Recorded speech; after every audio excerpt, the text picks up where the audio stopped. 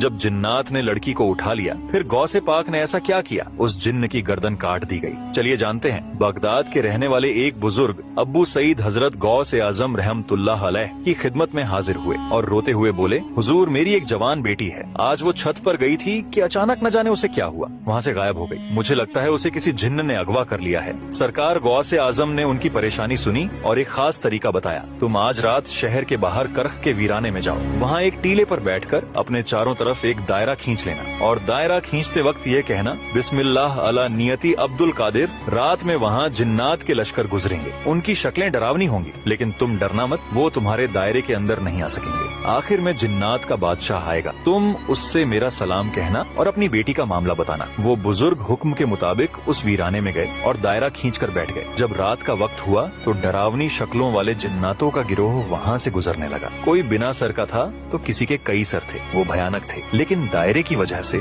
कोई भी उस बुजुर्ग के पास नहीं आ सका। फिर कुछ देर बाद जिन्नात का बादशाह, जिसका नाम मीरस बताया जाता है, अपनी भारी लश्कर के साथ आया। बादशाह ने दायरे के बाहर रुककर उस बुजुर्ग से पूछा, ए इंसान तू कौन है? बुजुर्ग, मैं गौसे आजम का भेजा हुआ हूँ। गौसे पाक का नाम सुनते ही बादशाह ने सर झुका लिया और अदब से बुजुर्ग के सामने बैठ गया। उसके साथ पूरा लश्कर भी अदब से खड़ा हो गया और बोला, सरकार का क्या हुक्म है? बुजुर्ग बोले, मेरी बेटी को किसी जिन्न ने छत से अगवा कर लिया है। सरकार ने फरमाया है कि मेरी बेटी मुझे वापस दिला दी जाए। जिन्नात के बादशाह ने तुरंत अपने लश्कर में ऐलान करवाया, किसने इस शख्स की बेटी को उठाया है। थोड़ी ही देर में एक जिन्न को पकड़ कर लाया गया। वो एक चीनी जिन्न था और उसके पास ही वो लड़की थी। बादशाह को बहुत गुस्सा आया। उसने उस जिन्न से पूछा, तुझे पता नहीं कि यह बगदाद है और यहाँ गौसे आजम की हुकूमत चलती है, तूने यह जुर्रत कैसे की?